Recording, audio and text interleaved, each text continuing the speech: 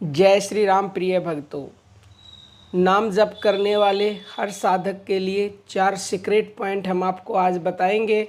अगर आपने उनको अपने जीवन में उतार लिया तो निश्चित ही आपकी जिंदगी बदल जाएगी।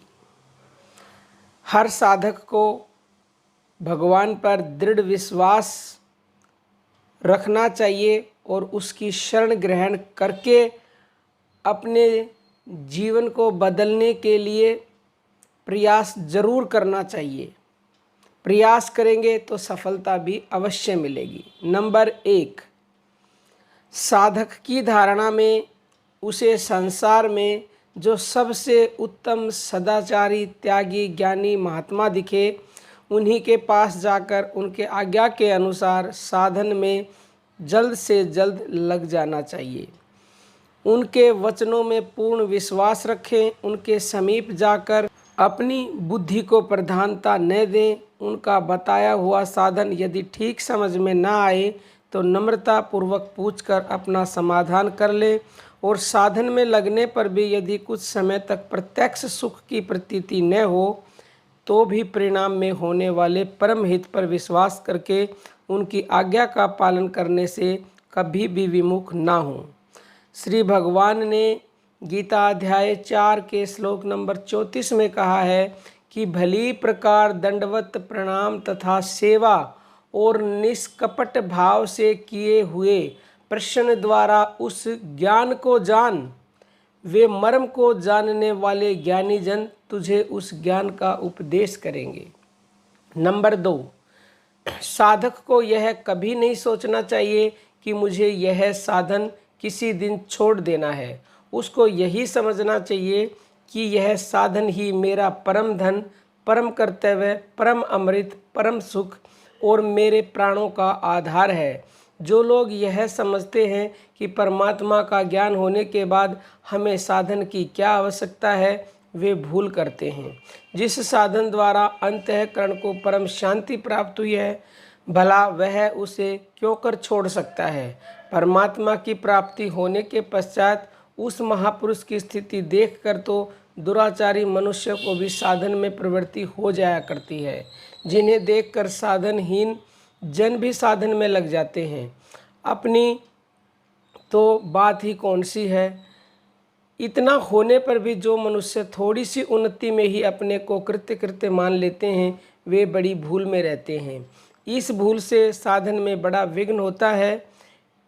यही भूल साधक का अधोपतन करने वाली होती है, इसलिए हमेशा इससे बचना चाहिए। नंबर 3, साधक को इस बात पर दृढ़ विश्वास रखना चाहिए कि कर्तव्यपरायण भगवत शरणागत पुरुष के लिए कोई भी कार्य दुस्साध्य नहीं है। वह बड़े से बड़े काम भी सहज ही कर सकता है। यह शक्ति वास्तव में प्रत्येक मनुष्य में है। अपनी शक्ति का अभाव मानना मानो अपने आप को नीचे गिराना है। उत्साही पुरुष के लिए कष्ट साध्य कार्य भी सुख साध्य हो जाता है।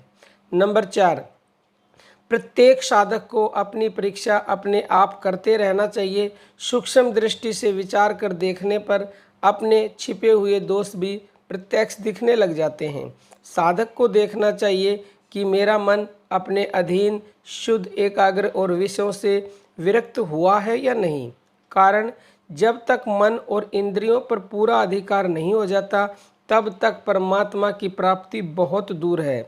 भगवान गीता अध्याय 36 में कहते हैं कि मन को वश में न करने वाले पुरुष द्वारा योग दुष्प्राप्य है, अर्थात प्राप्त होना कठिन है। और स्वाधीन मन वाले प्रयत्नशील पुरुष द्वारा साधन करने से प्राप्त होना सहज है। यह मेरा मत है। इसलिए साधक को सबसे पहले मन को अपने अधीन, शुद्ध और एकाग्र बनाना चाहिए। और मन और शुद्ध को एकाग्र बनाने का भगवान श्री कृष्ण ने गीता में उपाय बताया है। अध्याय 6 के श्लोक नंबर 35 में अभ्यास और वैराग्य। भगवान कहते हैं, हे महाभाव, निसंदेह मन चंचल और कठिनता से वश में होने वाला है, परंतु हे कुंती पुत्र, अभ्यास अर्थात स्थिति के लिए बार बार प्रयत्न करने से और वैराग्य से यह वश में होता है। इसी प्रकार पतंजलि योग दर्शन में भी कहा गया है, अभ्यास और वैराग्य से उचित वृत्तियों का निरोध होता है। अभ्यास और वैराग्य की विस्तृत व्याख्या तो हम यहाँ नहीं देंगे क्योंकि बहुत लंबी वीडियो हो जाएगी, परंतु भगवान ने अभ्यास का स्वरूप मुख्यतः इस प्रकार बताया है। गीता अध्याय 6 श्लोक नंबर 26 में भगवान कहते हैं, यह स्थिर न रहने वाला और चंचल मन जिस जिस कारण से सांसारिक पदार्थों में विचरता है उससे रोककर बार बार परमात्मा में ही निरोध करे। और वैराग्य के संबंध में भगवान ने कहा है कि जो इंद्रिय तथा विषयों के संयोग से उत्पन्न होने वाले सब भोग हैं वे यद्यपि विषयी पुरुषों को सुख रूप भासते हैं तो भी निसंदेह दुख के ही हेतु हैं और आदि अंत वाले अर्थात अनित्य हैं। इसलिए हे अर्जुन, बुद्धिमानी विवेकी पुरुष उनमें नहीं रमता।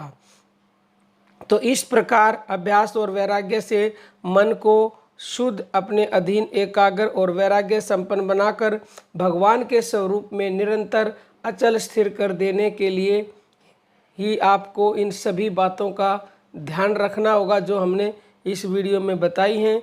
अब हम अपनी वाणी को विराम देते हैं। जय श्री राम प्रिय भक्तों।